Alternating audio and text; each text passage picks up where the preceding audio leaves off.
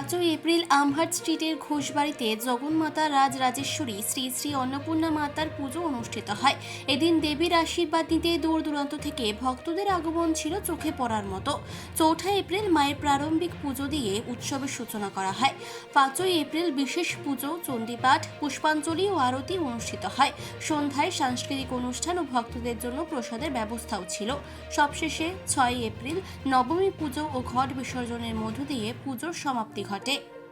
আমি প্রাইভেট কোম্পানিতে কাজ করি। ওকে, এই অনুষ্ঠানের ব্যাপারে একটু বলবেন।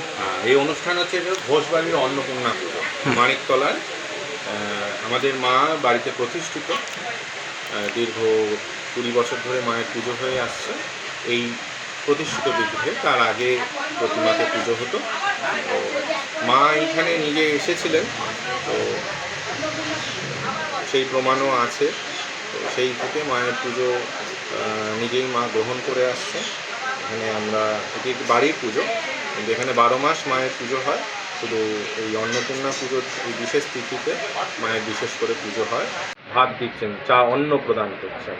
তো সেই থেকে মহাদেবও সেই লাইনে দাঁড়িয়ে ভাত গ্রহণ করে সেই অন্ন যখন মাটিতে পড়েছিল তখন এই শস্য শ্যামলা বসুন্ধরা সৃষ্টি হয়।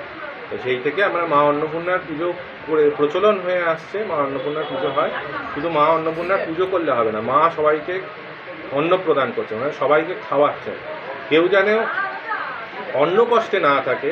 আমাদের যার যেটুকু সামর্থ্য, কারোর যেন অসহায় মানুষ যাতে অন্ন কষ্টে না থাকে, সেইটাও আমাদের করতে হবে। তাহলে শুধুমাত্র মায়ের পুজো, প্রতিমাতে পুজো করলে হবে না।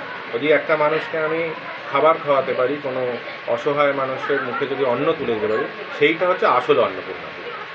কত বছর ধরে চলছে মায়ের প্রতিমাতে পুজো হচ্ছে 20 বছর ধরে। 20 বছর ধরে। আর এই জায়গাটা কোথায়? এই জায়গাটা মানিকতলা, আমাদের মানিকতলা বাজারের উল্টো দিকে, ছায়া সিনেমা হলের পাশে, HP পেট্রোল পাম্পের পাশে।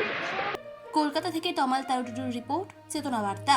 জেগে থাকে, জাগিয়ে রাখে।